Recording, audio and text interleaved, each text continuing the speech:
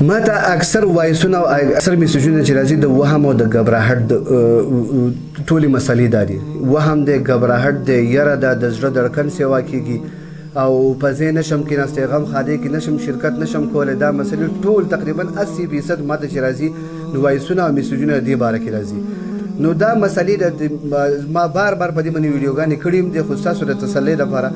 دا خبرو کوم چې د دې نه اسم نه کېږي انسان ته وهم د انسان حقیقت کې اسم نه خو بس د انسان زړه وي چې دا چل ماله کېږي دا بریښ ما باندې راغلی یا زار تاویږم یا ماله سې چل کېږي یو کس ماته چې زه به مونځ نشم کولی چې جمعه ته لاړ شم په جمعه کې ودرېږم او په منځ کې ګیر شوم نو ساډوبي را باندې راشي او سې چل راله کېږي نو کوشش دا کوئ چې سره د دې سره مقابله وکړئ د یو دوچن مطلب خپل نفس خلاف شروع کړئ چې تاسو نفس وي تا دا چل کېږي وای نه کېږي د شیطان سره مقابله شروع کړئ ان شاء الله دغه وهم مرض به الله تاسو ختم کړي او تاسو به الله صحت درکړي که ځان مو ته وغورځو نو هغې اخري سټیج دا دی چې ستا په مغزو به اثر پرې باسي او ستا سره ستا مغزه به کار پرېږدي نو د وهم سره مقابله وکړئ وهم هېڅ شی هم نه دی صحیح شو دا د معدې تیزابیت او د ګیس د وجې دا نه په ټسټونو کې راځي نه په الټراساونډ کې راځي نه به هېڅ کوم نه راځي کوشش دا کوئ چې ګرم خوراکونه مه استعمال کړو کولډ ډرنک چې کوم یخې بوتلې دي کولډ ډرنک دا بالکل پرېږدئ د دې نه سره اجتناب وکړئ چای کم کړئ صحیح شو نو ان شاء الله تاسو د تیزابیت او د معدې د ګیس د مسله به الله حل کړي او دا وهم او ډپریشن به الله ختم کړي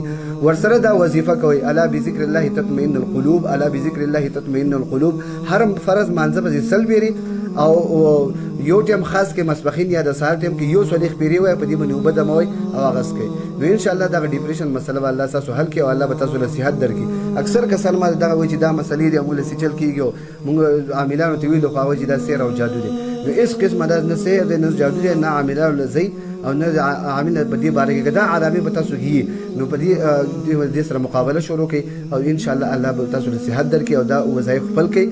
الله رب العزت به تاسو بل سره صحت درکړي او تاسو به الله جوړ کړي ان شاء الله بیا خو په خاطر ځان خپل ژوندۍ تیروي دوره ژوندۍ ده چې هغه تاسو به یې یاره کې تیر کې نو فاتحه به کیسه شو په خپل هم سره ژوندۍ خوشاله سره تیر کې بل هم د خوشحالي تیرولو مقور کړي ان شاء الله الله تاسو له صحت درکړي الله خاد او آباد خوشاله ساته جزاک الله خیر کې او الله به تاسو له صحت درکړي اکثر کسان ما دا وایي چې دا مسلې دي موږ سچل کیږي موږ عاملانو ته ویلو خو چې دا سیر او جادو دي نو اس قسمه دا نه سیر دي نه جادو دي نه عاملانو لزی او نه عامل په دې باره کې دا علامه به تاسو هي نو په دې سره مقابله شروع کړئ او ان شاء الله الله به تاسو له صحت درکړي او دا وظایف خپل کړئ